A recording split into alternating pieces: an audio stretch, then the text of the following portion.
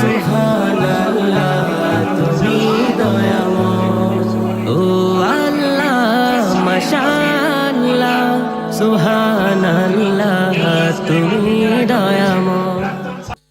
ঢাকা জেলার আশুলিয়া থানার অন্তর্গত গাজীর চট মদিনাতুল উলুম ফাজিল ডিগ্রি মাদ্রাসা ময়দানে প্রাক্তন শিক্ষার্থীদের উদ্যোগে ৩৮তম বাৎসরিক ঐতিহাসিক তাফসিরুল কোরআন মাহফিলের স্বনামধন্য সভাপতি জনাব আলহাজ আবুল কাশেম ভুইয়া দামাত বারকাতুহুমুল আলিয়া, মাহফিলের প্রধান অতিথি ডক্টর দেওয়ান মোহাম্মদ সালাউদ্দিন বাবু, সাবেক সংসদ সদস্য, প্রধান মেহমান মাওলানা আফজাল হোসাইন, সেক্রেটারি বাংলাদেশ জামাত ইসলামী ঢাকা জেলা। স্বাধীনতার ৫৪ বছর চলছে, ৫৫ বছর আরম্ভ হয়ে গেছে। এই যে ৫৫তম ১৬ই ডিসেম্বর বিজয় দিবস যেটা আমরা পালন করে আসলাম আর সারা দিন ব্যাপী, আল্লাহ যেন কোরআনের বিজয়টা এইভাবে আমাদের এই বাংলাদেশে দেখার সুযোগ করে দেন। এইটাই বাকি আছে এখন আমাদের দেখতে। হযরতে সুলাইমান আলাইহিস সালাম আল্লাহর কাছে দোয়া করেছিলেন, এটা সূরা সুয়াদের ভেতরে আছে ২৩ নাম্বার পারা ৩৫ নাম্বার আয়াত। আলা রাব্বিগফিরলি ওয়া হাবলি মুলকাল লা ইয়ানবাগি লি আহাদিম মিন বা'দি ইন্নাকা আনতাল ওয়াহ্হাব। সুলাইমান নবী বলে, হে আমার রব আমাকে মাফ করেন। কথা বুঝতেছে? কোরআনে কারিমে আমি ২৫ জন নবীর দোয়া পেয়েছি। হযরতে আদম নবী বাদ দিয়ে প্রত্যেকটা নবীর দোয়া আমি মাঝে মাঝে চিন্তা করি, প্রত্যেকটা নবীর দোয়া আছে কোরআনে। শুধু আদম নবীরটা তার নিজের কেন্দ্রিক। তিনি বলেছিলেন, রব্বানা যালামনা আনফুসানা ওয়া ইল্লাম তাগফির লানা ওয়া তারহামনা লানাকুনান্না মিনাল খাসিরিন। এগুলো আমরা পড়ি না? নবীজি বলেন, কোন আদম সন্তান যদি মন থেকে এই দোয়াটা পড়তে পারে, এই আয়াতটা, আল্লাহ তাকেও আদম নবীর মতো মাফ করে দেবে।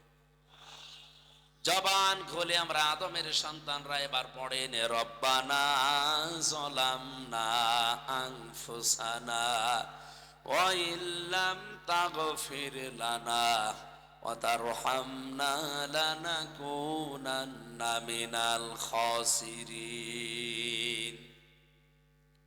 আমার মনে হয় পড়তে পড়তে এত পরিচিত হয়ে গেছে আয়াতটা, এখন অনেকের কাছে বাংলা মনে হয়।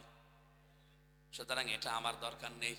বাকি ২৪ জন নবীর দোয়া আমি একটা একটা করে বলবো। সুলাইমান নবী দোয়া করছেন, আল্লাহ আমাকে মাফ করে দেন, আমাকে এমন একটা রাজ ক্ষমতা দান করেন যে আমার পরে আর কাউকে দেবেন না। এই এদিকে তাকান।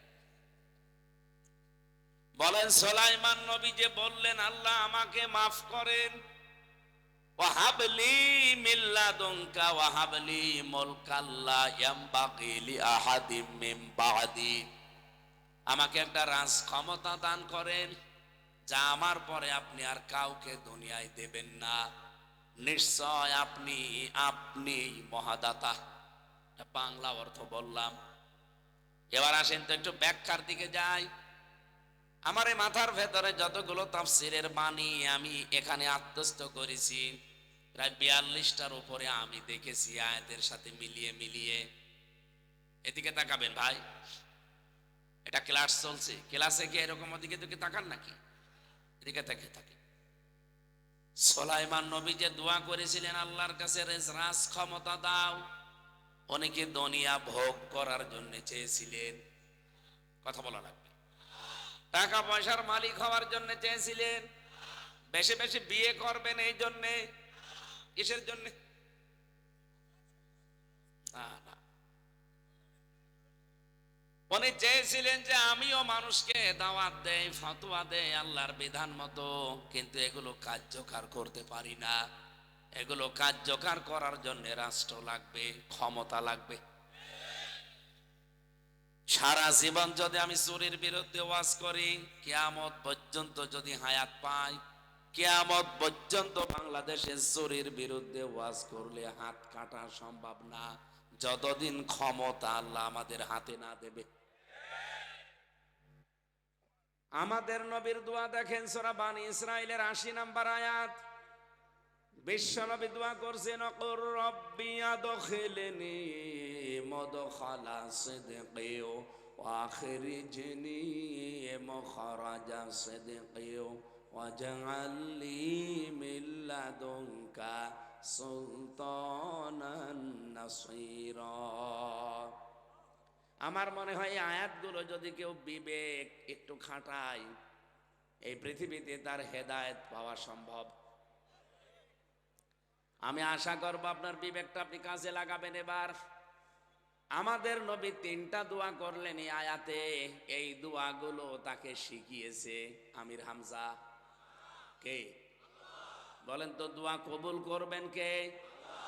সে আল্লাহ যদি শিখিয়ে দেয় তাহলে কবুল করতে দেরি হওয়ার কথা। কথা বুঝে শুনে বলেন।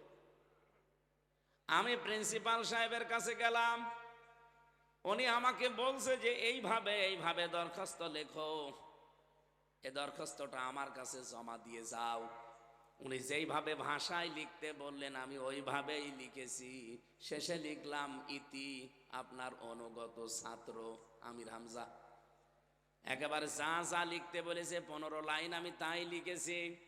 বলেন তো, এইটা অ্যাকসেপ্ট করতে, গ্রহণ করতে, কবুল করতে দেরি হওয়ার কথা? আল্লাহ নিজে শেখাচ্ছেন দোয়াটা, তাহলে এটা তো কবুল করতে বেশি দেরি হওয়ার কথা না। যা যা শিখিয়েছে নবী তাই তাই দোয়া করছে। এরপরও নবীজির এই 3টা দোয়া কবুল হয়েছিল 3 সময়। প্রথমটা কবুল হয়েছে সঙ্গে সঙ্গে, দ্বিতীয়টা কবুল হয়েছে 3 দিন পর। 3 নাম্বার দোয়া যেটা, ওয়াজআললি মিন লাদুনকা সুলতানান নাসীরা, এই দোয়াটা কবুল হয়েছিল 6 মাস পর। উনি বলেছিলেন, রব্বুল আলামিন আমাকে নিরাপদে বের করে দাও, আর মদিনাতে যদি পৌঁছিয়ে দাও তাহলে রাস্তায় যেন কোনো বিপদ আপদ না আসে, নিরাপদে পৌঁছিয়ে দিও। আর মদিনাতে যাবার পরে এমন একটা রাজ ক্ষমতা আমাকে দাও যার ভেতরে তোমার সাহায্য থাকে। ও ঢাকাবাসী, জ্ঞানী মানুষ আপনারা রাজধানীতে বাস করেন, বলেন তো নবীজি যে ক্ষমতা চাইলেন আল্লাহর কাছে, আল্লাহর শেখানো দোয়া, উনি কি দুনিয়া ভোগ করার জন্য চেয়েছিলেন? বেশি বেশি বিয়ে করবেন এই জন্যে, বেশি বেশি সন্তানাদি জন্ম দেবেন এই জন্যে, পুরা মদিনা তার নামে লিখে নেবেন এই জন্যে? কেন? এই সহজ কথাটা বোঝেন না? আল্লাহ পাক বলেন, ইন্না আনজালনা আলাইকাল কিতাবা বিল হক লিতাহকুমা বাইনান নাসি বিমা আরাকাল্লাহ ওয়ালা তাকুল লিল খাইনিনা খসীমা। সূরা নিসা 5 নাম্বার পারা, এটা 14 নাম্বার পৃষ্ঠায় আছে। 15 নম্বর লাইনে 105 নাম্বার আয়াতে পাবেন। আল্লাহ বলছেন, হে নবী, আপনাকে আমি এই কিতাবটা সত্য সহকারে দিয়েছি। কি করবেন? শুধু চুমা খাবেন আর তাকের উপরে রেখে দেবেন। লিতাহকুমা বাইনান নাস, যেন আপনি বিচার করতে পারেন মানুষের ভেতরে এই কোরআন দিয়ে। কিভাবে? বিমা আরাকাল্লাহ, যেভাবে আল্লাহ আপনাকে দেখিয়েছেন। তাহলে বিচার ব্যবস্থায় যে নিয়ম নীতিগুলো কোরআনে আছে এগুলো দেখিয়েছে কে? যেমন চুরি করলে হাত কেটে দাও, জেনা করলে সঙ্গে সার করো, ডাকাতি করলে বিপরীত দিক থেকে অঙ্গ কেটে দাও। এই যে বিধানগুলো, এগুলোকে আমার বানানো না, আল্লাহ দিয়েছেন এবং দেখিয়েছেন। আল্লাহ বলেন, শুধু আমি দেখাইনি, আমি দিয়েছি এবং দেখিয়েছি। কিভাবে কিভাবে করা লাগবে আল্লাহ সব জিবরাইলকে দিয়ে দুনিয়ায় দেখিয়ে দিয়েছেন। ওয়ালা তাকুল লিল খাইনিনা খসীমা, হে নবী, আপনি বিশ্বাসঘাতকদের অনুসরণ করবেন না। সুতরাং কোরআনের বিচার ব্যবস্থা যারা চাই না, আল্লাহর কসম এই আয়াত অনুযায়ী তারা আল্লাহর কাছে বিশ্বাসঘাতক। শব্দটা শুনলে যেমন কেমন মনে হচ্ছে? বিশ্বাস আরো জোরে বলেন। আমার প্রশ্ন আমার মনে হয় জবাব পেয়ে গেছেন, যে নবীরাই যে 24 জন নবী একাধারে দোয়া করছে, আল্লাহ আমাকে রাজ ক্ষমতা দাও। এক একজনের দোয়ার এক এক রকম নিয়ম নীতি ছিল, কিন্তু সব দোয়ার সামারাইজ এইটাই, যে রাষ্ট্র ক্ষমতা আমি চাই, তোমার বিধান যেগুলো দেখে দেখে চলার কথা ওইভাবে চলতে চাই। 54 বছরে কোরআনের কোন বিধান দেখে আপনি এদেশে চলতে পেরেছেন বলেন তো? একটাও না। আপনার বিবেকে কি কোনোদিন একটু চিন্তা আসে না যে বিমা আরো কাল্লা দিলেন আল্লাহ, যে আমি আল্লাহ যেভাবে তোমাকে দেখিয়েছি ওইভাবে তুমি কোরআন দিয়ে বিচার করবা? এটা আজ নেই। এই জন্য আমির হামজা 3 বছর বিনা কারণে জেলে ছিল, সালাউদ্দিন বাবু এই কারণে জেলে ছিল, আফজাল সাহেব এই কারণে জেলে ছিল। যদি কোরআনের বিচার ব্যবস্থা সেই 71 সালে আমরা এদেশে কায়েম করে দিতে পারতাম, আমি তো বিশ্বাস করি আমার 3 বছর না 3 দিনও জেলে থাকার কথা না। এবার একটু অন্য সাইডের কথা বলবো 2 মিনিট। এটা সূরা আনআমের ভেতরে আছে 33 নাম্বার আয়াত। হ্যাঁ, কোরআন হাদিসের বাইরে যাবে না। হ্যাঁ, কারো লাগলে মনে করতে হবে দোষ তার ভেতরে আছে। আখনাস ইবনে শুরাইক, এই লোকটা একদিন আবু জেহেলকে ডাক দিয়ে বলছে, নেতা মোহাম্মদ আব্দুল্লাহর বেটা যা বলে এ কথাগুলো কেমন? আবু জেহেল বলছে 100% সত্য কথা। ওই দিন আবু জেহেল একটা বাক্য বলেছিল, বলবো? বলেন। আবু জেহেল ওই দিন আখনাসকে শুনিয়েছে, লাইসা হাদা কালামুল বাশার। আমার মনে হয় এটা যদি আমি সুর দিলে তেলাওয়াত করি অনেকেই মনে করবে হুজুর কোরআন পড়ছে। লাইসা হাদা কালামুল বাশার, মনে আছে না কোরআন শরীফ? আবু জেহেলের কথা। আবু জেহেল বলেছে এটা মানুষের কথা না, এটা আসমানের আওয়াজ। মোহাম্মদ যা বলে সব সত্য কথা। আখনাস ওই দিন বলছে, নেতা কি বলেন? বলে হ্যাঁ, আশপাশে কেউ নেই তো? বলছে না। আপনি নিজেই বলছেন সব সত্য কথা, আপনি মানেন না কেন? ওই দিন আবু জেহেল বলেছিল এই কারণেই তুই কর্মী আর আমি নেতা। ওর কথা যদি আমি সব মেনেই নেই, আমার চেয়ার থাকে। আমার যে চেয়ার, এ তো চেয়ার না, এ তো অবৈধ চেয়ার। আমি এদিক ওদিক করে টিকি আছি, জনগণকেও বুঝতে দেই না। এই জন্যই তো কোরআন আমি জনগণকে শুনতে দেই না। আবু জেহেল কোরআনের বিরুদ্ধে সংসদে দারুণ আইনও পাশ করেছিল। কোরআনের বিরুদ্ধে যারা আইন পাশ করে, কোরআন শুনতে দেবে না, বিভিন্ন লাইন করে, বুঝতে হবে এরা আবু জেহেলের আত্মীয় স্বজন। আমার মনে হয় আয়াতটা, এই যে সূরা আনআম 7 নাম্বার পারা 10 নাম্বার পৃষ্ঠা 11 নাম্বার লাইনে 33-34 নাম্বার আয়াতে আছে। ওই দিন আল্লাহ পাক নবীকে এই কথা জানিয়েছেন, কদ না'লামু ইন্নাহু লা ইয়াহযুনুকাল্লাযী ইয়াকুলুনা ফাইন্নাহুম লা ইউকাযযিবুনাকা ওয়ালাকিন্নাজ যালিমিনা বিআয়াতিল্লাহি ইয়াজহাদুন। হে নবী, আমি অবশ্যই জানি ওরা যা বলে এতে আপনার কষ্ট হয়। ওরা আপনাকে যে সমস্ত নাম দিয়েছে, জাদুকর বলে, আপনাকে পাগল বলে, কবি বলে, গণক বলে, আপনার কষ্ট হয় আমি জানি। কিন্তু দেখেন কোনদিন ওরা আপনাকে মিথ্যাবাদী বলতে পারে না। ফাইন্নাহুম লা ইউকাযযিবুনাকা, ওরা কিন্তু আপনাকে মিথ্যাবাদী আজও প্রমাণ করতে পারেনি। ওয়ালাকিন্নাজ যালিমিনা বিআয়াতিল্লাহি ইয়াজহাদুন, বরঞ্চ যারা জালেম তারা আল্লাহর আয়াতকে অস্বীকার করছে, করবে। ইয়াজহাদুন এটা মোজারে, বর্তমান, ভবিষ্যৎ, প্রেজেন্ট, ফিউচার। আল্লাহ ইয়াজহাদুন বহু বচন দিয়েছেন কেন?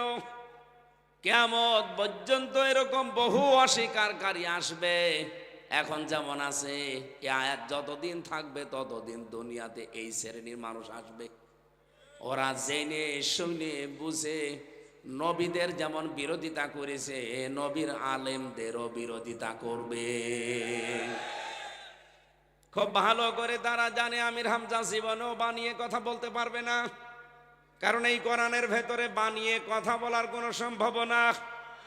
লা ইয়াতিহিল বাতিলু মিন বাইনি ইয়াদাইহি ওয়ালা মিন খালফি তানজিলুম মিন হাকিমিন হামিদ। এমন ভাবে কোরআন আমি আল্লাহ বানিয়েছি, এর ডান থেকে বাম থেকে উপর থেকে নিচ থেকে কোনো বাতিল প্রবেশ করার কোনো অধিকার নেই। করলে আল্লাহ ধরিয়ে দেবে। এই যে আবুল সরকারকে ধরিয়ে দিয়েছে, শয়তান আয়াত পড়ছে কুল আউযু বিরাব্বিন নাস, আল্লাহ নাচতে বলেছে। জীবনেও কেউ কিছু দিয়ে আপনি টিকে থাকতে পারবেন না, যেভাবে হোক ধরা পড়ে যাবেন। এর আগে একবার হাসিনা বলেছিল লাকুম দীনুকুম ওয়ালিয়া দীন, রাহুল বুখারী, ধরা খেয়ে গেছে। এত বড় বড় মহারাজারাই পারে নাই, আর আমি তো ছোট মানুষ। আপনিও বিশ্বাস করেন আমির হামজা জীবনেও কোরআনে কোনো কথা ঢোকানো সম্ভব না, কারণ এটার গ্যারান্টি দিয়েছেন কে? এর পরেও দেখবেন অনেক মানুষ উঠে চলে যাবে, মানতে চাবে না। তারা জানে যে এগুলো মানতে গেলে আমার দলই থাকে না। আমি আপনার শত্রু না, আল্লাহর কসম। কোরআনে কারিমে যেগুলো যেভাবে পড়েছি, আমার মাথায় যা আছে আমি ওইভাবে ডেলিভারি দেব। আজকে খুব গুরুত্বপূর্ণ পয়েন্ট আছে। আমি সেদিন মালয়েশিয়াতে এই 6টা বিষয়ের ওপর আলোচনা করেছিলাম।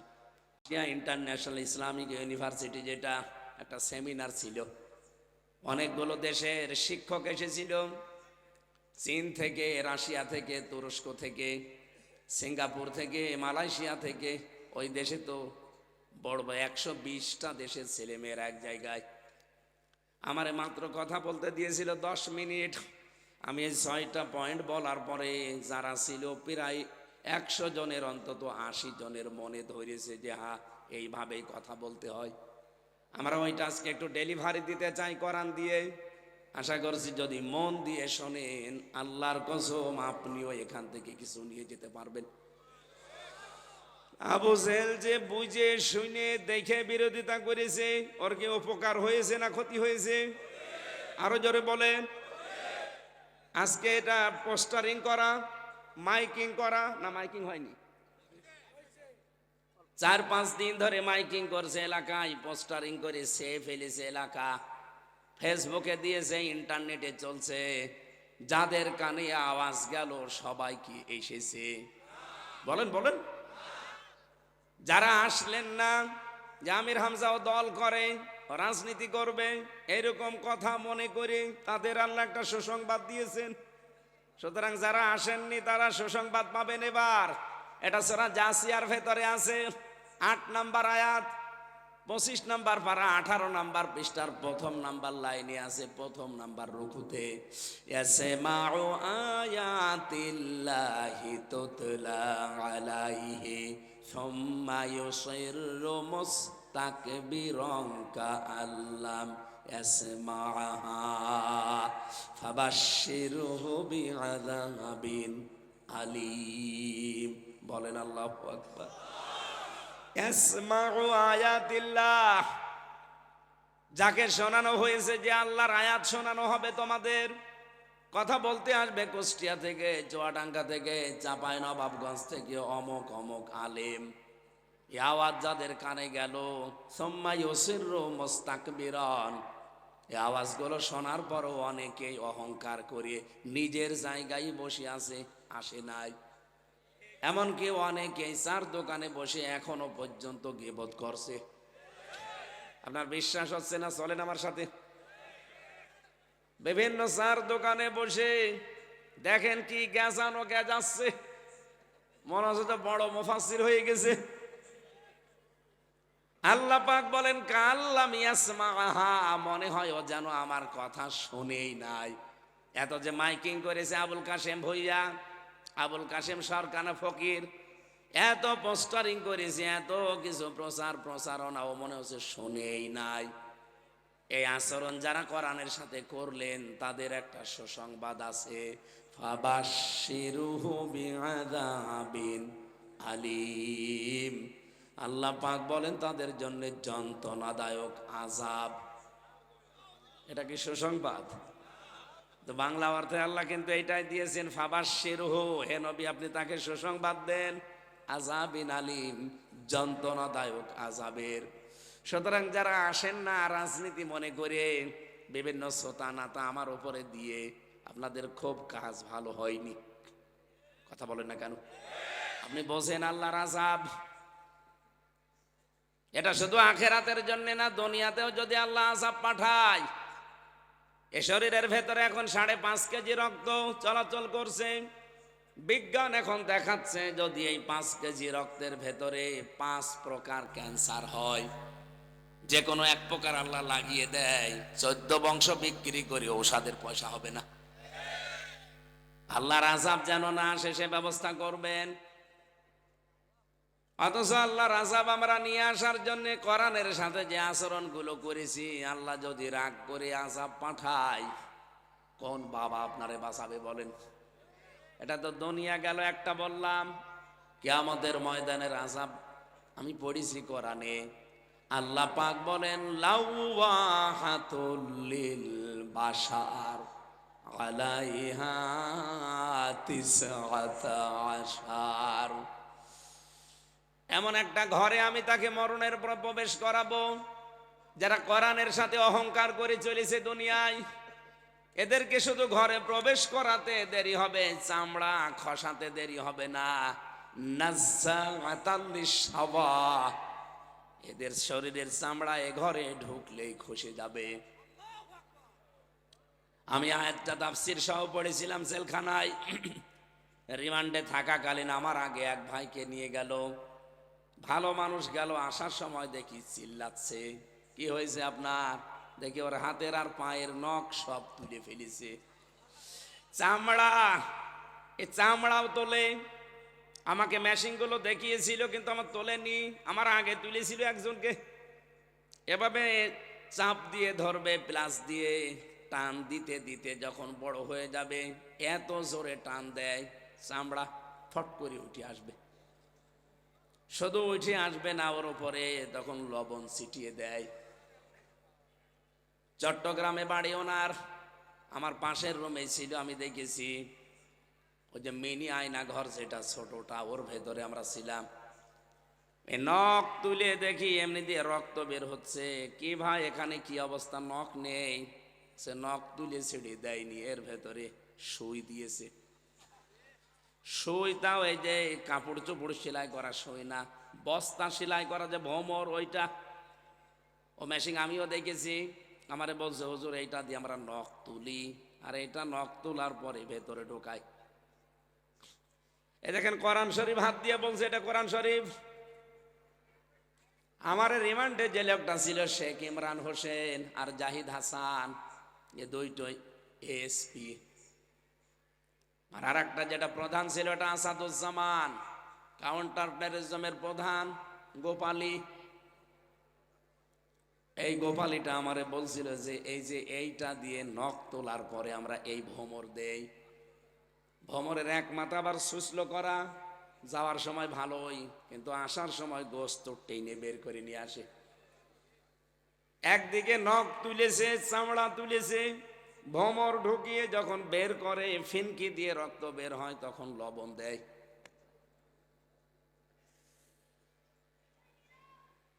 এমনি এমনি এভাবে হয়ে যায়নি শরীরটা। বলেন তো আমার 19 সালে 18 সালে শরীর এরকম ছিল।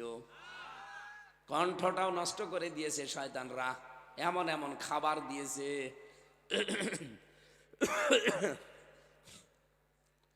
আমি কেন বললাম এ কথা? এই যে নাজ্জাআতাল লিশাওয়া, এটা সূরা মারেজের ভেতরে আছে, 18 নম্বর আয়াত। এই আয়াতের তাফসীর পড়তে গিয়ে দেখেছি এই ঘরের ভেতরে আল্লাহ প্রবেশ করালে সঙ্গে সঙ্গে চামড়া উঠে যাবে। আর ওনারা আমাদের নিয়ে ঘরের ভেতরে মাটির নিচে ঢুকিয়েছে, চামড়া ওঠে নাই, তোলা লেগেছে। প্লাস দিয়ে হোক, বিভিন্ন মেশিন পত্র দিয়ে চামড়া তোলার পরে এরপরে লবণ দিয়েছে। আল্লাহ বলেন এমন ঘর বানিয়েছি প্লাস লাগবে না, শুধু ঢুকবি সঙ্গে সঙ্গে চামড়া সব উঠে যাবে। এটা আযাবের প্রথম ধরন। দ্বিতীয়টা কি?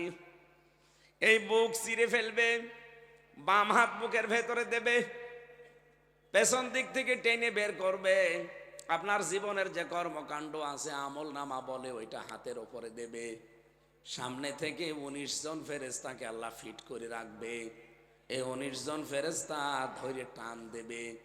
একদিকে পেছনে হাত দেওয়া, তাও বুকের ভেতর দিয়ে। 2 নম্বরে পেছনে ওর ওপরে আবার বই দেওয়া, আমল নামা। আসতে তো চাইবে না, বেঁধে যাবে। এত জোরে হেঁচকা টান মারবে, বুকের হাড় গোড় সব ভাঙতে ভাঙতে চলে আসবে। বলেন তো আযাবের যে ধরন বলছে কি সহ্য করার মতো? বলেন বলেন। সুতরাং যারা আসেন নাই খুব লাভ করেননি। কি লাভ হয়েছে ওদের? আমরা যারা এসেছি আমাদেরকে আল্লাহ একটা দায়িত্ব অলরেডি দিয়ে দিয়েছেন। ওদের তো সুসংবাদ শুনলেন কেমন, এবার আমাদেরটা শোনেন। আল্লাহ পাক বলেন ওয়ানজালনা ইলাইকা যিকরা লিতুবাইয়িনা লিন-নাসি মা নুযিলা ইলাইহিম ওয়া লাআল্লাহুম ইয়াতাফাক্কারুন। এটা সূরা নাহলের ভেতরে পাবেন। 44 নম্বর আয়াতের শেষের দিকে আছে, 14 নম্বর পারা 11 নম্বর পৃষ্ঠার 4 নম্বর লাইনে আছে। আল্লাহ বলেন এই কোরআন শরীফ আপনাকে দিয়েছি মানুষের কাছে দলিল প্রমাণ সহ বর্ণনা করবেন। কোন মানুষের সামনে আপনি কথা বলবেন? লিতুবাইয়িনা লিন-নাস, যারা জীবিত মানুষ। কি মানুষ? বাংলাদেশের সিস্টেম মনে হচ্ছে আবার আগের মতো ফিরে যাচ্ছি আমরা। 15.5 বছরে আমাদের জীবিত মানুষদেরকে কোরআন শোনানো বড় কঠিন হয়ে গিয়েছিল। যারা জীবিত মানুষদের কোরআন শোনানোর কথা শুনলে 44 ধারা জারি করে দিত, হট্টগোল বাঁধিয়ে দিত, 14 জায়গায় অনুমতির সিস্টেম করত। এই কথা বলছে না কেন? মূল কথা এই কোরআন যেন জীবিত মানুষ শুনতে না পারে। অথচ ওই লোকটা যে বাধা দিয়েছে, ওর মা মরে যাক, বাবা মরে যাক, আমারে ডাক দিয়ে বলবে হুজুর কোরআন পড়ে দেন। তোর বাবা মা মরে গেছে, এখন কোরআন পড়ে করবো কি? জীবিত থাকতে পড়লে কাজ হইতো। কথা বলেন না কেন? আমার মনে হয় সিস্টেম আবার বাংলাদেশে অনেকে ঘুরিয়ে নেওয়ার চেষ্টা চালাচ্ছে। গান হয় 7 দিন ধরে, কোনো অসুবিধা নেই। বই মেলার নাম দিয়েছে বই নেই, বৃক্ষ মেলার নাম দিয়েছে বৃক্ষ নেই, শিশু মেলার নাম দিয়েছে শিশু নেই, শুধু শিশুর খালারা আর মামারা। তাও বুড়ো খালা বুড়ো মামা না, সব এই বয়সী খালা মামা। শিশু মেলা নাম সব খালারা মামারা এসেছে, খালি অ্যাক্সিডেন্ট করে। কথা বলছে না কেন? এইরকম মেলায় কোনো বাধা নেই, কোরআনের কথা জীবিত মানুষদের শোনানো হবে। এই জায়গায় নাকি যত রকমের সমস্যা। এমনকি কথাও বলা হয় যে না, কোরআনের নাম নিয়ে রাজনীতি করে। আমি তো আগেই বলেছি, কেন আপনি এই লাইনে আমারে নিয়ে আসলেন? আপনি যদি ওই দিন আমারে ফতোয়া না দিতেন যে ফতোয়াই দিতে পারো, কার্যকর করতে পারো না, আল্লাহর কসমে লাইনে আমি এখনই আসতাম না, আরো পরে আসতাম। আপনি নিজেই আমার রাস্তায় তুলে দিয়েছেন, এখন নেন। মনে ছিল না? কথা বলছে না? কি যেন বলেছিলেন? পাগলকে যদি বলা হয় নৌকা নাড়াবে না, ও বলে আমার মনে ছিল না। আপনি মনে করে দিলেন কেন? এবার নেন। মাজায় গামছা বেঁধে সত্যি কথা বলছি, এবার লেগেছি। আল্লাহর কসমে দেশে আমার চিন্তা ভাবনা কোরআন এবার বিজয়ী হবে। হয় আপনাকে নিয়ে হবে, আর আপনি যদি যেতে না চান আপনাকে রেখে কোরআন এবার সংসদে যাবে। আমরা এটাই চাই। জামাত ইসলামী বাংলাদেশ, চরমনাই পীর, বিএনপি এটা বুঝি না, আল্লাহর কসম। বিএনপি যদি আজকে ঘোষণা দেয় ক্ষমতায় গেলে আমরা কোরআনের বিধান চালু করব, সবাইকে বলবো বিএনপিকে সাপোর্ট করেন। জামাত ইসলাম যদি বলে আমরা ক্ষমতায় গেলে কোরআনের বিধান চালু করব, সবাইকে বলবো জামাতকে সাপোর্ট করেন। আমরা চাই এই বিধানটা এবার দেখতে। 54 বছর শুধু রসগোল্লার ওয়াজ করেছি আফজাল সাহেবের সামনে, খাওয়াতে পারিনি, এবার খাওয়াবো। খাওয়ানোর পরে বলবো কেমন লাগে, জীবনও ভুলতে পারবে না। একবার রসগোল্লা যে খেয়েছে ও আবার খেতে চাইবে। 55 বছরের জন্য বাংলার মানুষ আল্লাহর কসম আফসোস করবেন, কেন এর আগে কোরআন শরীফকে সংসদে পাঠালাম না। এই জন্য নবীরা যে দোয়া করেছিল আমাদেরও একই দোয়া। দুনিয়া ভোগ করার উদ্দেশ্য আল্লাহর কসম আমার নেই, তাহলে আমি মালয়েশিয়া থেকে, সিঙ্গাপুর থেকে আল্লাহর কসম আমি আসতাম না। ওখানে আমার লাইফ আমি সেটেল করে নিতাম, এর চাইতে বড় বহু সম্মানী ছিলাম ওখানে। ওখানে হাজার হাজার মানুষ আমাকে পাগল পাড়া করে ফেলতো কোরআনের কথা শোনার জন্যে। আর অর্থনৈতিক টাকা পয়সা তো পায়ের কাছে নিয়ে ফেলে রাখতো। আমার সাথে হোসাইন ছিল, জিজ্ঞাসা করে দেখেন, এখানে আপনারা 10টা মাহফিল করলে যে টাকা দেন ওরা একটাই তাই দিত।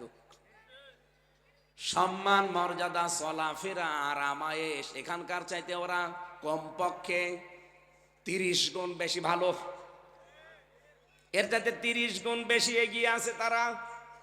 সেখান থেকে আমি এসেছি একটাই উদ্দেশ্য নিয়ে, দুনিয়ায় বেশি বেশি বিয়ে শাদী করবো তা না। কারণ বিয়ে যদি আমি এখনই ফেসবুকে দিয়ে দিই যে বিয়ে করব, প্রতিদিন আমি 100টা করে বিয়ে করতে পারি। এত বিয়ে করে করবো কি? আমার বিয়ে করার উদ্দেশ্য না, মাল কামাবো, টাকা পয়সা না, আমার দরকার নেই। কারণ আমার তো ছেলে নেই যে টাকা পয়সা কামাই করে ছেলের জন্য রেখে যাব। মেয়ে দিয়েছে আল্লাহ 3টা, যা করব কামাই সব খাবে ওই জামাই। লোকের ছেলের জন্য কামাই করে করব কি? যা করেছি ওইটাই লোকের ছেলে খেয়ে বাঁচুক। আমার যতদিন আছে জীবনটা আমি চাই আল্লাহর বিধান এবার আমি এই চর্ম চোখে দেখতে চাই। এটা যদি সত্যিই মনে করেন যে রাজনীতি, হ্যাঁ আমি আবার বলছি এটাই আমার রাজনীতি। কেউ যদি মনে করেন এটা হুজুরের ধান্দাবাজি, হ্যাঁ এইটাই আমার ধান্দাবাজি। আমি আপনার কাছে কোরআনের জন্য ধান্দাবাজ হতেও রাজি আছি। নবীদের দোয়া ফলো করলেন না? কি কি দোয়া করেছে তারা? তারা দুনিয়া কামাই করার জন্যে, ভোগ করার জন্যে, ক্ষমতা পাওয়ার জন্যে না। তাদের উদ্দেশ্য ছিল যা বলি ওইটা কার্যকর করার জন্য ক্ষমতা লাগবে। আশা করছি আপনি বুঝেছেন। এরপরও যদি না বোঝার ভান করে থাকেন, আল্লাহর কসম হয় আপনি আবু জেহেল নাই তার ভাইরা ভাই। ও তো বুঝে শুনে জেনে বিরোধিতা করেছিল, আপনি তো তাই করছেন। কি তাই করবেন? আর করবেন তাই? আসেন আমরা নির্ধারিত যে আয়াত পড়েছিলাম সূরা হুজুরাতের 13 নম্বর আয়াতের শেষের অংশটা, যদিও আপনারা আলেম ওলামা এখানে হাজার হাজার আছেন, এখান থেকে যে তথ্যগুলো আমার এই ছোট মাথায় আছে আমি একটু ডেলিভারি দেওয়ার চেষ্টা করছি।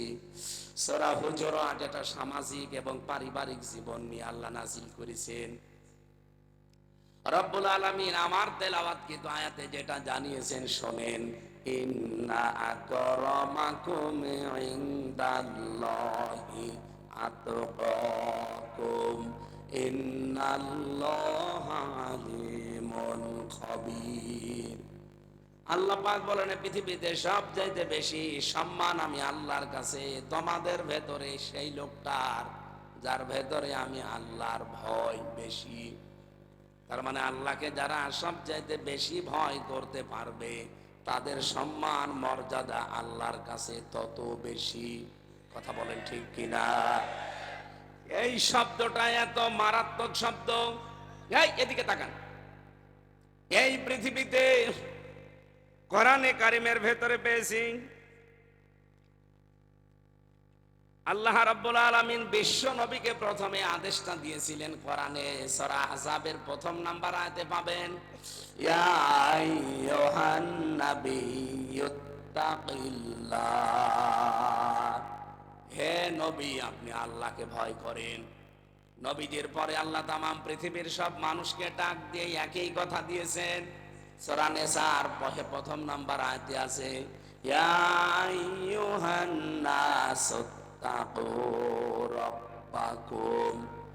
হে মানব মন্ডলী তোমরা তোমাদের রবকে ভয় করো।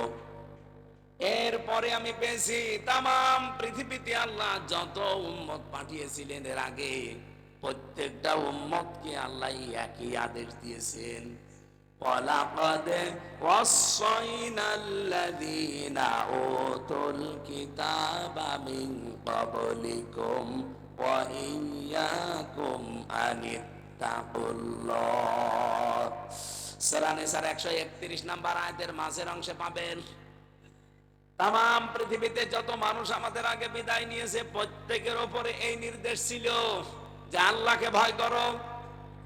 এরপরে মহান আল্লাহ এই পৃথিবীতে যারা ঈমানদার তাদেরকে আল্লাহ ডাক দিয়ে বললেন, তোমাদেরকেও আদেশ দিলাম, ইয়া আইয়ুহাল্লাযীনা আমানুত্তাকুল্লাহা ওয়াল তানজুর নাফসুম মা কদ্দামাত লিগাদ ওয়াত্তাকুল্লাহা ইন্নাল্লাহা খাবীরুম বিমা তা'মালুন। সূরা হাশরের 18 নম্বর আয়াতে আছে, এ ঈমানদারেরা আল্লাহকে ভয় করো। আর প্রতিটি মানুষের উচিত আগামী দিনের জন্য তার প্রস্তুতি কতটুকু আছে সে যেন একটু চিন্তা ভাবনা করে দেখে। আফজাল সাহেব মাত্র আর 20 বছর নয় দুনিয়ায় বাঁচবেন। মনে করেন আর 50-55 বছর হয়ে গেছে, আর 20 বছর দুনিয়ায় বাঁচার জন্য কত কিছুর আয়োজন দুনিয়ায় করা শেষ, আরো করবে। অথচ চোখ বন্ধ হওয়ার পরে এই 70-80 বছরের জীবন না, বন্ধ হওয়ার পরে যে শুরু হবে কোনদিন ওই জীবন আর শেষ হবে না। আল্লাহ এই জন্য আল তানজুর নাফসুম মা কদ্দামাত লিগাদ দিয়েছেন। নাজারা ইয়ানজুরু মানে গবেষণা করে দেখা, আর রা মানে দেখা। এমনিতে যা দেখি এইটার নাম রা। আল্লাহ বলেন গবেষণা করে প্রতিটি মানুষের উচিত দেখা যে আগামীকাল যে আমার শুরু হচ্ছে জীবন, যেটা শুরু হয়ে গেলে আর শেষ হবে না। এটা তো শুরু হয়েছে, শেষ হবে, কিন্তু এরপরে যেটা শুরু হবে শেষ। আরো জোরে বলেন, কতদিন শেষ হবে না? এদিকে তাকান। নবীজি বলেন তাম পৃথিবীকেও যদি সরিষা দিয়ে ভরে দেয়, 70 বছর পরে একটা কবুতর, একটা পাখি এসে যদি সরিষার একটা করে দানা নিয়ে অন্য কোন জায়গায় ফেলে আসে, আবার আসে 70 বছর পর, আবার ফেলে আসে, আবার 70 বছর পর। তাম পৃথিবী ভর্তি সরিষা হয়তো একদিন শেষ হয়ে গেলেও যেতে পারে, কিন্তু মরণের পরে আফজাল এবং হামজার যে জীবন শুরু হচ্ছে কোনদিন শেষ হবে না। কি জীবন পড়ে আছে বলেন তো? আমার তো মাঝে মাঝে একা থাকলে দুনিয়াদারি আর কিচ্ছু ভালো লাগে না, যে কি করছে। 70-80 বছরের জন্য এত কিছু যদি আমার মগজে থাকে, চোখ বন্ধ হওয়ার পরে আমার একা না, প্রত্যেকের এই জীবন আসতেছে।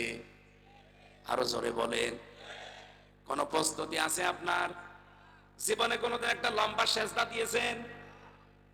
আপনি কি বলতে পারবেন যে আমার 1 ঘন্টা 1.5 ঘন্টার একটা সেজদা আছে যেটা আল্লাহকে আমি দেখাবো? পারবেন না। আমি দেখেছি বহু মানুষ জেলখানাতে 1-1.5 ঘন্টা সেজদায় পড়ে আছে। এই মানুষগুলোকে দুনিয়ার দিকে তাকিয়ে দেখি যারা দুনিয়াকে বিক্রি করে দিয়েছে। 1-1.5 ঘন্টা সেজদায় পড়ে কি বলে সে জানে, আর তার আল্লাহ জানে। কিয়ামতের দিন এই লোকটাও দাঁড়াবে, হামজাও দাঁড়াবে। আমার তো এরকম গোপনে কিছু করা আল্লাহর কাছে দেখানোর মতো নেই, উনি দেখাতে পারবে। ও ভাইরা, আমি আমার ঈমান থেকে বলছি, এখনই সংশোধন হওয়ার সময়। কেউ কারো না, পৃথিবীতে যত মানুষ আপনার আত্মীয় স্বজন যত রকমের আছে, পৃথিবীর জমিন শেষ করার পরে সবার সাথে একদিন দেখা হবে, কিন্তু কেউ আপনার পরিচয় দেবে না। প্রথমে আমি পেয়েছি ভাইয়ের নাম, মায়ের নাম, বাবার নাম, স্ত্রীর নাম, সন্তানের নাম, বন্ধুর নাম, এরপরে নেতা যারা নেত্রী আছে এদের নাম। এই মানুষগুলো কিয়ামতের দিন আপনার সাথে দেখা হবে, কিন্তু কেউ আপনার পরিচয় দেবে না, দেখলেই দৌড় দেবে। কিন্তু একজনের সাথে আর কোনদিন এই দুনিয়ার জমিন শেষ করার পরে আর দেখা হবে না, তিনি হচ্ছেন আপনার বোন। কি বললাম? কথা বুঝতেছেন? সবার সাথে মরণের পরে আপনার দেখা হবে একবার, কিন্তু পরিচয় দেবে না সে, কারণ সম্পর্ক মরণের পরে সব কাট হয়ে যায়। ফাইদা নফিখা ফিস সূর ফালাং সাবাবাইনাহুম, এই যে নসব আনসাব দিয়েছেন, কোন রকমের সম্পর্ক আল্লাহ রাখবে না। সে আত্মীয়তার সম্পর্ক হোক, দলীয় সম্পর্ক হোক, বংশগত সম্পর্ক হোক, কোন সম্পর্ক থাকবে না, সব আল্লাহ বলেন কাট হয়ে যাবে। ইয়াউমাইযি ওয়ালা ইয়াতাসালুন, এমনকি কেউ আপনার সম্পর্কে জিজ্ঞাসাও করবে না যে হামজা কেমন আছো। কিন্তু একজনের সাথে আর কোনো দিন আপনার সাক্ষাৎ হবে না, দেখাও হবে না, সেটা আপনার বোন। আমি আয়াতের তাফসীর পড়তে গিয়ে দেখেছি বোনের সাথে যেহেতু কোনোদিন আর দেখা হবে না, এই জন্য আমরা যারা জ্ঞানী মানুষ আছি, দুনিয়ায় যাদের বোন আছে, বোনের হক ফাঁকি দেবেন না। যেহেতু তার সাথে আর কোনোদিন আপনার দেখাও হবে না, সাক্ষাৎও হবে না, কথাও হবে না, এ দুনিয়ায় শেষ। কিন্তু বহু মানুষ আমরা দেখি এই পৃথিবীতে বোনের সম্পদ আত্মসাৎ করে মেরে খায় না। ঢাকায় সব নেই? বলেন বলেন। ও ঢাকাবাসী, আমার এই ব্রেনের ভেতরে বাস্তবতা আমি যা ঢুকিয়েছি দেখেন, এই দেশে কোনো ভাই আমার যতটুকু বিশ্বাস, সে জীবনে ওই আয়াত শোনার পরে আর চাইবে না যে আমার বোনকে আমি ফাঁকি দেই। কিন্তু আমরা 100 জনের প্রায় 90 জন আজ ফাঁকি দিচ্ছি, যাদের কারণে সেটা হচ্ছে আমার বউ। আমার বউর কারণে আমার বোনকে আমি ফাঁকি দিচ্ছি, তার অধিকার নষ্ট করছি। আমি জানি মেয়ে লোক এই কথা শুনলে এখনই বরদোয়া করবে যে হুজুর মরুক, মরবো। আমি মরবো তাও বলবো, কারণ এটা বাস্তব আছে কিনা বলেন। হাজারো বোর কারণে তার ভাইরা 100 ভাগ বোনের হক আদায় করতে আজ পারছি না। এরকম দজ্জাল বউ আছে কার হাত তোলেন তো? ঢাকায় তো নেই, আমি আলহামদুলিল্লাহ। ওই যে একজন আছে, ও মনে হয় বাইরের জেলা, ও ঢাকার হলে হাত তোলে। সম্মানিত মা বোনেরা, মাপ চাচ্ছি আপনাদের কাছে, আলহামদুলিল্লাহ আপনাদের কোন স্বামী হাত তোলে না। যে 2 জন হাত তুলেছে মনে হয় রংপুরের, রংপুরের না হলে হাত তোলে। যাক আলহামদুলিল্লাহ, অনেক ভালো আছেন। বোনের হক ফেরত দেওয়া লাগবে। অনেকে বলে মাঠের জমি দিয়েছি, বাড়ির জমি, দোকান, এগুলো দেওয়া লাগবে। দেওয়া লাগবে না মানে?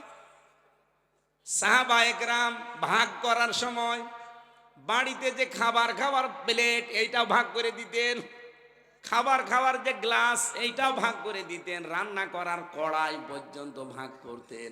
আর আপনি মাঠের জমি দিয়ে দিয়েছেন, বাড়িটা দিতে চান না, বলে দোকানের ভাগ নেবে, তো কোনোদিন আসবে না। আসবে না মানে? তোমার জন্ম দিয়েছে তোমার বাবা, আর ওইটা কি ডাউনলোড করে নিয়ে আসা? সুতরাং বোনেরকে ফাঁকি দেওয়া যাবে? কার ওদিকে তাকিয়ে এই হকটা নষ্ট করেন না। কার জন্য কি রেখে যাচ্ছেন? আপনার ওই স্ত্রী, ওই সন্তান, ওই মা বাবা এই বোনকে ফাঁকি দিয়ে যে গোনা করলেন, এই গোনা ওরা কেউ নিতে রাজি হবে? আপনি নিজের পায়ে তো নিজে কোড়াল মারলেন। আশা করছি এরকম পাগলামি দুনিয়াতে করা যাবে না। কিয়ামতের দিন যেহেতু সবার সাথে দেখা হলে সবাই পালাবে। পালাবে, পালানোর ধরন কি?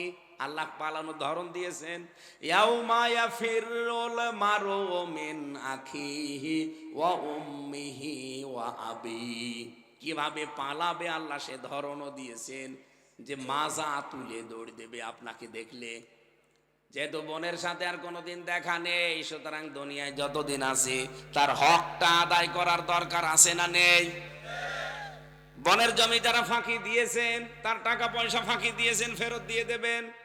আর আমরা বউকে বলবো, সম্মানিতা মা বোনেরা, পুত্রবধূ যারা আছেন, আপনি কেন এই কাজ করে নিজের আখেরাত নষ্ট করবেন? স্বামীকে আরো বারবার এই উপদেশ দেবেন, স্বামী আর যাই করো রক্তের সম্পর্কগুলো ঠিক রাখো, তাদের হকগুলো আদায় করো, আমাদের যা হচ্ছে হোক, কারণ তাদের এই হকগুলোর কারণে আমার আখেরাত তৈরি হবে। আল্লাহ আমাদের পরিবারে বউগুলো যেন এইরকম ব্রড মাইন্ডের তৈরি করে দেয়, বলেন আমিন। ও ঢাকাবাসী, কোরআনের যে আয়াত পড়ি, এবার আমি এইদিকে যাই। আল্লাহ পাক বলেন সবাইকে তো আদেশ এভাবে এভাবে দিয়েছি, তোমাদেরকে আলাদাভাবে আদেশটা দিলাম। আমার কাছে সম্মান যদি পেতে চাও, তাকওয়া অর্জনের বিকল্প দুনিয়ার কোনো পদ্ধতি নেই। এখন তাকওয়া অর্জনের পদ্ধতি কি? আমাদের দেশের পদ্ধতি হুজুরের মতো বিশাল লম্বা জামা গায়ে দিয়ে, সুন্দর একটা টুপি আর রুমাল দিয়ে, হাতে তসবিহ নিয়ে, দুনিয়ার কোনো খেয়াল নেই, শুধু সুবহানাল্লাহ সুবহানাল্লাহ, বিশাল বুজুর্গ। এটার নাম তাকওয়া না। তাকওয়াকেও যদি অর্জন করতে চাই, এর তার প্রক্রিয়া পদ্ধতি 6টা। কয়টা? আরো জোরে বলেন। আমি কি বানিয়ে বলছি? তাফসীর থেকে নোট করেছি। এই পৃথিবীতে আপনাকে হকের অনুসন্ধানকারী হওয়া লাগবে। যেই লোকটা দুনিয়াতে হক অনুসন্ধান করে বেড়ায়, এটা তাকওয়া অর্জনের প্রথম পদ্ধতি, প্রক্রিয়া আছে। যে এখান থেকে আপনি যদি এই যে এখানে 1 থেকে ফাজিল, 1 থেকে ফাজিলটা তাহলে 12 ক্লাস এখানে পড়ানো হয়। আপনাকে ওই 12 নাম্বার ক্লাসে যেতে হলে 1 থেকে শুরু করা লাগবে। 1-এ না পড়ে একবারে আপনি ফাজিলে পড়তে পারবেন? এর প্রক্রিয়া সিস্টেম তৈরি করা আছে। 1 2 3 4 5 এভাবে। তাকওয়া অর্জন যদি করে আল্লাহর কাছে সম্মান মর্যাদা বাড়াতে চান, দুনিয়ার প্রথম কাজ হবে আপনার হক অনুসন্ধান করা। এই পৃথিবীতে হক পাওয়া যায় কোথায়? সেখানে আপনাকে অনুসরণ করা লাগবে, অনুসন্ধানে লেগে থাকা লাগবে। আমাদের জাতির পিতা, আমরা যাকে জাতির পিতা স্বীকার করি, তিনি ইব্রাহিম আলাইহিস সালাম। কথা বলেন না কেন? বানানো জাতির পিতা থাকতে পারে, কিন্তু ওগুলো আমরা মানি না। আল্লাহ যাকে বানিয়েছেন উনিও কিন্তু হক অনুসন্ধান করছিলেন। উনি কখনো কখনো দেখলেন যে তারকা, কখনো দেখলেন চন্দ্র, কখনো দেখলেন সূর্য। দেখার পরেই বলেছিলেন এটা আমার রব হবে। রব্বুল আলামিন বলেন সর্বশেষ তাকে আমি হক অনুসন্ধানের কারণে দেখিয়েছি।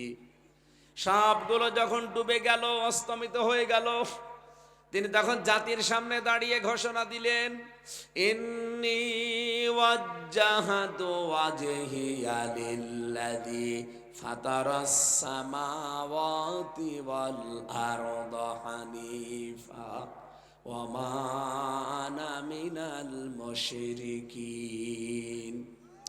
অবশ্যই আমি আমার চেহারা আমি ঘুরিয়ে দিলাম ওই আল্লাহর দিকে, যিনি আসমান আর জমিনের উদ্ভাবক। হানিফা, আমি একনিষ্ঠভাবে ঘুরলাম, লোক দেখানোর জন্য না, দুনিয়ার কোনো স্বার্থ পাওয়ার জন্য না, একনিষ্ঠভাবে আমি আল্লাহর দিকে ঘুরে পড়েছি। ওমান আমিনাল মুশরিকিন, আমি কিন্তু মুশরিক না। আমার প্রশ্ন, হযরত ইব্রাহিম হক অনুসন্ধান করে করে পেয়েছিলেন, আর আমাদেরকে চোখে আঙ্গুল দিয়ে হক দেখিয়ে দিলেও কবুল করতে চাই না। এক কথা বলা লাগবে। এরকম মানুষ দেশে আছে না নেই? উনি তো পেয়েছিলেন অনুসন্ধান করে করে করে, আর আমাদেরকে চোখে আঙ্গুল দিয়ে দেখা দিচ্ছে এই যে হক, এরপরও মানতে চাই না। দ্বিতীয় নম্বরে পেয়েছি, এই পৃথিবীতে হক যদি কেউ পেয়ে যায়, আপনি যে প্রক্রিয়ায় যাবেন 1 2 3 4, তাহলে দ্বিতীয় নম্বর তাকওয়া অর্জনের প্রক্রিয়া হক পেয়ে গেলে কবুল করা লাগবে। আমরা তো হক আপনাদেরকে দেখিয়ে দেই কোরআন হাদিসের মাধ্যমে, আপনি পেয়ে যাওয়ার পরেও কবুল করেন না। যারা কবুল করেছিল আপনি তাদের দিকে তাকান। এই পৃথিবীতে হক কবুল করে কেউ নিরাপদে ছিল না, প্রত্যেকেই হক কবুল করে মুসিবতে পড়েছিল। কথা বলেন না কেন? নবীরা দাওয়াত দিতেন হকের, হকের দাওয়াত দেওয়ার কারণে প্রত্যেকটা নবীর জীবনে কোনো না কোনো সমস্যা নেমে এসেছে, না আসে নাই? এমনকি নবীদের দাওয়াত যারা গ্রহণ করেছে, কবুল করেছে, তারাও বিপদে পড়েছে, না পড়ে নাই? তো এখান থেকেই তো হয়ে গেল সব। হক প্রচার করতে কবুল করলে, হক প্রচার করলে যে প্রচার করবে তার যেমন ঝামেলা, যে কবুল করবে তারও ঝামেলা। কিন্তু আমরা এমন হক প্রচার করি আমাদের কোনো ঝামেলা নেই, আর আমরা এমন হক গ্রহণ করি আমাদেরও কোনো ঝামেলা নেই। তার মানে নবীজি এবং সাহাবীদের প্রদর্শিত পথ আমাদের হচ্ছে না। তাকওয়া অর্জন করার যে প্রক্রিয়া, যে পদ্ধতি, আমরা ওই পদ্ধতি নিতে নেই। এই জন্য এত বড় জব্বা থাকার পরও সুদ খাই, এত বড় জব্বা থাকার পরও আমরা দেখি জেনা করে ধরা পড়ে। এই কথা বলেন না কেন? কারণ প্রক্রিয়া আপনার নেই তাকওয়া অর্জন করার। এই আবার বলছি, এই পৃথিবীতে হকের অনুসন্ধানকারী আপনি হবেন, আর যদি পেয়ে যান আপনি হক গ্রহণ করবেন, কবুল করবেন। তাহলে হক যারা প্রচার করেছিল, যারা গ্রহণ করেছিল, আপনি একটা মানুষের জীবন দেখান তারা নিরাপদে ছিল। আমরা তো বহু ওয়াজ করেছি আপনাদের সামনে, হযরতে বেলালের, হযরতে খাব্বাবের, হযরতে সুমাইয়ার। তাহলে এদের সাথে যাদের জীবন মিলে যাবে তারা হকের এই প্রক্রিয়ায় আছে। আর আমরা এমন হকের দাওয়াত দেই, এমন হক গ্রহণ করি, দাওয়াত দিলেও ঝামেলা নেই, কবুল করলেও ঝামেলা নেই। তার মানে বুঝতে হবে আমার তাকওয়ার পদ্ধতি অবলম্বন হয়। আপনি কি রাগ করলেন? 3 নম্বরে বেশি হক কবুল করলেই হবে না, হক প্রচার করা লাগবে। এটা প্রক্রিয়া। হক আপনি প্রচার করেন, যারা প্রচার করেছে আপনি তাদের দিকে তাকান, কি জীবন ছিল তাদের। আল্লামা সাইদি রহমতুল্লাহ আলাইহি সারাটা জীবন হক প্রচার করেছে। জীবনের শেষ দিকে এসে 13 বছর সালেমের জেলখানায় কাটিয়েছে। আপনি কি হক প্রচার করেন যে জেলখানা না, জেলও নেই, খানাও নেই। আপনি এর আগে যাদের জীবনী শোনায়, যার মাযহাব মেনে আমরা চলি, অধিকাংশ মানুষ, ইমাম আবু হানিফা 8 বছর হক প্রচার করার কারণে জেলে ছিলেন, নাকি তার নিজের দোষে জেলে ছিলেন? কথা বলেন, কথা বলেন। ইমাম মালিক 42 দিন রিমান্ডে ছিলেন হকের কারণে। তার হাত এখান থেকে ডিসকানেক্ট হয়ে গিয়েছিল, পেছনে বেঁধে রাখতো তারে। 42 দিন এভাবে একাধারে বাধা ছিল, মাঝে মাঝে প্রসাব পায়খানার জন্য খুলে দিত। এ হাত এখান থেকে হাড় সরে গিয়েছিল। আমি রিমান্ডে থাকাকালীন আমার শেষের দিকে এসে 9তম দিনে ওরা আমারে ঝুলিয়েছিল। প্রায় 11 ঘন্টা মাজার সাথে দড়ি বেঁধে রেখেছিল। আমি যে ঝুলে থাকলে কত কষ্ট হয় আমি নিজে জেনেছি। শুধু প্রসাব পায়খানার জন্য একটু খুলে দিত, তাও 1.5-2 মিনিট। এরপরে আবার বলতো তাড়াতাড়ি করেন। আর ওনারে বেঁধে রেখেছিল হাতে দড়ি দিয়ে, রশি দিয়ে। 1-2 দিন, 5 দিন না, 42 দিন। বিশ্বের এত বড় আলেম হক প্রচার করার কারণে হাত পর্যন্ত ডিসকানেক্ট হয়ে গেছে। এরা তাকওয়া অবলম্বনের প্রক্রিয়ায় ছিল, এই জন্য আজও মানুষ তাদের স্মরণ করে। আল্লাহ তাদের সম্মান মর্যাদা এত বাড়িয়ে দিয়েছেন, এখন তার নাম শুনলেই বলা লাগে ইমাম মালিক রহমতুল্লাহ আলাই। শুধু ইমাম মালিক বলে আপনি শেষ করতে পারবেন না, বলা লাগবে রহমতুল্লাহ আলাই। কথা বলে না কেন? 4 নম্বরে বেশি হক প্রচার করলে হবে না, হকের ওপরে দৃঢ় থাকা লাগবে, টিকে থাকা লাগবে। আপনি বলেন তো, তাকওয়ার এই প্রক্রিয়ায় বাংলাদেশে যারা হক প্রচার করেছে, যারা টিকে ছিল, তাদের জীবন আর আপনার জীবন কি এক? আপনিও তো হক কবুল করেছেন, হক প্রচার করেছেন, হকের উপরে টিকে আছেন। আপনার টিকে থাকা আর যারা সত্যি সত্যি হকের উপরে টিকে ছিল তাদের টিকে থাকা এক না। আমি মাঝে মাঝে শিক্ষার জন্য এটা বলি, আপনি আবার অন্য দিকে নেবেন না। আমার যে পাহারা দিত মাঝে মাঝে কুতুবউদ্দিন, এই কাশিমপুর কারাগারে 4 নম্বরে আমার পাহারা দিত। মাঝে মাঝে এসে আমারে বলতো, হামজা ভাই, শহীদ মীর কাশেম আলী রহমতুল্লাহ আলাইহি এই বান্দাকে আমিও পাহারা দিতাম, আপনাকে যেভাবে পাহারা দেয়। যেহেতু উনি ফাঁসির আসামি, আপনাকেও তো ফাঁসির ওই কন্ডেম সেলে ওই ঘরেই রেখে দিয়েছি। এই ঘরটায় মীর কাশেম আলী থাকতো। মাঝে মাঝে ওনার কাছে এসে বিভিন্ন গল্প শুনতাম। লোকটার ফাঁসি হবে আজকে রাত 10টা 1 মিনিটে। সন্ধ্যা 7টায় আসলাম আমরা, ওনারে এসে বললাম, স্যার মাত্র 3 ঘন্টা বাকি আছে, আপনি প্রস্তুতি নেন, আজকে আপনার ফাঁসি। উনি আমারে ডাক দিয়ে বলছে, কুতুব ভাই 3 ঘন্টা তো অনেক সময়, আমি একটু ঘুমিয়ে গেলাম, আমাকে আপনি 1 ঘন্টা আগে ডেকে দেবেন। কুতুব আমারে বলছে, হামজা ভাই, উনি দেখলাম ঠিক ঘুমিয়ে গেল। 2 ঘন্টা ভালোভাবে ঘুমিয়েছে। ওনারে ডাকলাম, উনি উঠলো, গোসল করলো, 2 রাকাত নামাজ আদায় করে আমারে বলছে আমি রেডি আছি, ডাক দেন জেলার সোফার রে, জল্লাদকে বলেন রেডি হতে, আমি পাঞ্জাবি পায়জামা তোর মেখে রেডি আছি, মনে হচ্ছে জান্নাতে যাবে। এটা তো না। আমি বললাম কেন জানেন? কতব ভাই আমারে বলছে, হামজা ভাই আমি এখনো পর্যন্ত মিলাতে পারি না, যার 3 ঘন্টা পরে ফাঁসি সেই লোকটা 2 ঘন্টা ঘুমাইলো কি করে। অথচ তার ছেলে ব্যারিস্টার আরমান তখনও গুম হয়ে আছে, কোথায় আছে কেউ জানে না। এখন নাই জানছি, 8 বছর আয়না ঘরে ছিল, কিন্তু তখন তো উনিও জানতো না কোথায় আছে। তার স্ত্রী হাসপাতালের বেডে কাতরাচ্ছে, আইসিইউতে। তার দলীয় লোকজন হাজার হাজার লক্ষ লক্ষ পালিয়ে বেড়াচ্ছে, লক্ষাধিক মামলা মাথার উপরে নিয়ে কেউ ঘুরে বেড়াচ্ছে, পালিয়ে বেড়াচ্ছে। এরকম কঠিন মুহূর্তে মাত্র আর 1টা ঘন্টা বাকি আছে, ও 2 ঘন্টা ঘুমিয়েছে, আমার এখনো মিলাতে পারি না। কুতুবরে ওই দিন বলেছিলাম, ভাই আপনি মিলাতে পারেন না, আমি মিলিয়ে ফেলেছি। এই আয়াতটা তখন আমার মনে পড়েছিল, সূরা হামিম সেজদার 30 নম্বর আয়াত। আল্লাহ পাক বলেন, ইন্নাল্লাযীনা ক্বালু রাব্বুনাল্লাহ, নিশ্চয় যারা এই কথা বলতে পারে আমাদের রব আল্লাহ, সুম্মাস্তাকামু, এর উপরে দৃঢ় থাকে, টিকে থাকে, অটল থাকে। বললে হবে না, টিকে থাকা লাগবে। তাতানাজ্জালু আলাইহিমুল মালায়েকা, তার কাছে আল্লাহ 1 জন 2 জন না, মালায়েকা বহু বচন, হাজার হাজার ফেরেশতা পাঠিয়ে দেয়। কি বলে এসে ফেরেশতারা? আল্লাহ তাখাফু ওয়ালা তাহজানু, কোনো ভয় নেই, কোনো চিন্তা নেই। ওয়াবশিরু বিল জান্নাহ, ওই জান্নাতের সুসংবাদ দিতে এসেছি। আল্লাতী কুনতুম তুআদুন, যার ওয়াদা আল্লাহ তোমাদের সাথে করেছে। আমার ওই দিন কুতুব ভাইকে আমার বলা এই কথাটাই ছিল যে, ভাই আমি মিলিয়েছি, যে লোকটা আল্লাহকে রব বলার পরে টিকে থাকে, আল্লাহ তার কাছে ফেরেশতা পাঠায়।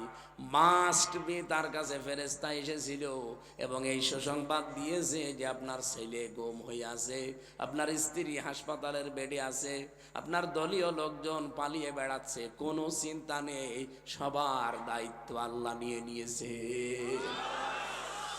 এই কথা তার কাছে ফেরেশতারা না বললে জীবনও তার ঘুম আসার কথা না। 2 ঘন্টা মাত্র, আর 1 ঘন্টা বাকি আছে ফাঁসির। বলতে আমার কাছে যত সহজ মনে হচ্ছে ভাইরা, এত সহজ না। যারা জেলে ছিল জিজ্ঞাসা করে, 3টা বছর আমার মনে হয় কমপক্ষে 1000 খানিক ঘুমের বড়ি আমার খাওয়া লেগেছে। তারপরেও তো আমার কোনো চিন্তা ছিল না। বাইরে আমার মা বাবা আছে, আমার শ্বশুর শাশুড়ি আছে, তারা ধনী মানুষ। আমার পরিবারে শুধু আমার ম্যাডাম, আর তখন তো মাত্র 2টা মেয়ে ছিল, ও চালানো কোনো ব্যাপারই না। এরপরে আমার দলীয় লোকজন সবাই খোঁজ খবর নিত, শুধু ভেতরে আমি 24 ঘন্টা তালা মারা। এই বাইরে যেহেতু বের করতে দিত না, 24 ঘন্টা তালা লাগানো, কোনো কাজ নেই, কাম নেই, কোনো ঝামেলা নেই, শুধু খাওয়া আর ঘুমানো। কিন্তু ঘুম আসে নাই 3 বছরে, এতগুলো ঘুমের বড়ি আমার খাওয়া লেগেছে। তারপরেও তো আমার ফাঁসি হয়নি, জেল হয়নি, কিছুই হয়নি, শুধু থাকতাম জেলখানায়। আমার বিচার চলমান ছিল। আর যে লোকটারা 3 ঘন্টা বাকি আছে, তার ঘুম এসেছে, এ পজিশনে না গেলে আপনি বুঝবেন না। এই জন্য সত্যি যারা হক অনুসন্ধান করে কবুল করার পরে প্রচার করতে গিয়ে যারা হকের উপরে টিকে থাকবে, এই আয়াত যেহেতু তাতানাজ্জাল মোজারে, বর্তমান ভবিষ্যৎ, প্রেজেন্ট ফিউচার, কিয়ামত পর্যন্ত এই আয়াতটা কোরআনে থাকবে। আর কিয়ামত পর্যন্ত আল্লাহ ফেরেশতা পাঠিয়ে তাদেরকে সুসংবাদ শোনাবে। হক আপনি মানে তাকওয়া যদি এই প্রক্রিয়ায় অবলম্বন করেন, আপনি আল্লাহর কাছে দামি হয়ে যাবেন। 5 নম্বরে পেয়েছি, যদি হক পেয়ে যান, দৃঢ় থাকতে পারেন, শুধু নিজে দৃঢ় থাকবেন না, এটাকে কায়েম করার জন্য সর্বাত্মকভাবে চেষ্টা করা লাগবে। আর সেই সময় এখন বাংলাদেশে এসে গেছে। হক এবার কায়েম করাই লাগবে, ইনশাআল্লাহ। আরো জোরে বলেন ইনশাআল্লাহ। 6 নম্বরে বেশি, হক যদি কায়েম এবার হয়ে যায়, আপনি হাত গুটিয়ে বসে থাকবেন তা না, এই হককে কায়েম রাখার জন্য আপনি সর্বাত্মকভাবে সাহায্য করবেন। বহু ঝড় ঝাপটা আসতেছে, এই 16 মাসের ভেতরে কমপক্ষে 31 বার এই দেশকে অশান্ত করার জন্য চেষ্টা চালিয়েছে। আপনি কি মনে করছেন আল্লাহর বান্দি ওখানে বসে আছে? ও চেষ্টা চালাচ্ছে, বহু কায়দা কৌশলে চেষ্টা চালিয়েছে, কিন্তু এখনো পারে নাই। এ দেশের মানুষ এখনো ঐক্যবদ্ধ আছে। আমার শেষ কথা এই দেশে এখন আর দল মত থাকলে হবে না। যে যে দল করেন করেন আপনার আদর্শ নিয়ে, কিন্তু দেশ এবং আল্লাহ কোরআনের সাথে সব এক হওয়া লাগবে, নয়তো কিন্তু আবার তাবেদার রাজ্য হয়ে যাওয়া লাগবে। 16ই ডিসেম্বর আসে আর আমাদের দেশের আগে নরেন্দ্র মোদী ওখান থেকে ও বলে যে 16ই ডিসেম্বর এ বিজয় দিবস, এটা নাকি ইন্ডিয়ার। এই দেশের সুশীল যারা মুখে এখনো পর্যন্ত গোলো পেটে বসে আছেন, কিসের চেতনা বিক্রি করেন? পৃথিবীর নিকৃষ্ট মানুষের তালিকায় যাদের নাম আছে তার মধ্যে এই কসাইয়ের নাম আছে। ও কসাই এত বড় কথা বললো এই বিজয় দিবস নিয়ে, কি বলেন আপনি? কিছুই তো বলতে পারেন না, খালি চেতনা বিক্রি করে আর কত খাবেন এই দেশে। সুতরাং হক যদি এবার এদেশে আল্লাহ পাক কায়েম করে দেয়, আমাদের ইখলাসের কারণে, চেষ্টার কারণে একে সাহায্য করা লাগবে, সেভাবেই হক টিকিয়ে রাখা লাগবে। এই 6টা প্রক্রিয়ার কোন প্রক্রিয়ায় আপনি আছেন বলেন? স্যারের এই মাদ্রাসায় ফাজিল পর্যন্ত যেতে 11 ক্লাস পার হয়ে যাওয়া লাগে। আপনি যে তাকওয়া অর্জন করেছেন, কোন প্রক্রিয়ায় এখন আপনি আছেন বলেন? আপনি কি হকের অনুসন্ধানে আছেন? আর যদি হক অনুসন্ধান করি পেয়েও যান, আপনি কি গ্রহণ করেছেন? গ্রহণ করলেও আপনি কি এটা প্রচার করেন? প্রচার করতে গেলে যদি ঝামেলা আসে, আপনি কি টিকে থাকেন? টিকে থাকলেই শুধু হবে না, এটাকে আপনি কি এই পৃথিবীতে ইস্টাবলিশ করার জন্য চেষ্টা করেন? আর এটা যদি এবার কায়েম হয়ে যায়, আপনি কি সাহায্য করার জন্য রাজি আছেন? সম্মানিত মা বোনদের জন্য আমার জেলখানার একটা বই লেখা আছে, দাম্পত্য জীবনে যে কলহগুলো আমাদের হয়, এই কলহ নিয়ে আমি এই বইটায় কালোটা লিখেছি। জেলখানায় বসে 3 বছরে যাদের বউর সাথে মিল হয় না, এটা পড়বেন, বউকে কিনে দেবেন। এটা শুধু মেয়েদের জন্য, আর এটা আপনার শুধু মেয়ের জন্য। মেয়ে যাদের আছে স্কুল কলেজে পড়ে, এটা একটা কিনে দেবেন। আদর্শ নারী, কি করে মেয়েকে ভালো বানাবেন। আর এটা নামাজের বই, এটা আমার জীবনের প্রথম লেখা, সেই বিশ্ববিদ্যালয়ে থাকতে লিখেছিলাম। নামাজের মেসাক থেকে একেবারে সালাম ফেরানো পর্যন্ত যা দেওয়ার সব দেওয়া আছে। এটা প্রত্যেকের বাড়িতে একটা একটা করে রেখে দিয়ে যখনই মনে আসবেন একটু দেখে নেবেন। এই 3টা অন্তত মেয়েদের একটা, আর বউর জন্য একটা নিয়েছেন। ওই যখন গাড়ি আছে হয়তো, বা কোথায় আছে আমি জানি না, ওই গেটে আছে, সাদা গাড়ি থেকে যাওয়ার সময় নিয়েছেন। আল্লাহ আমাদেরকে হক যেভাবে অনুসন্ধান করার প্রক্রিয়া আমরা যেভাবে বলেছি কোরআন থেকে, এইভাবে প্রক্রিয়া অনুযায়ী হক অনুসন্ধান করার তৌফিক দিন। আল্লাহুম্মা আমিন। রব্বানা আতিনা ফিদ দুনিয়া হাসানা ওয়া ফিল আখিরাতি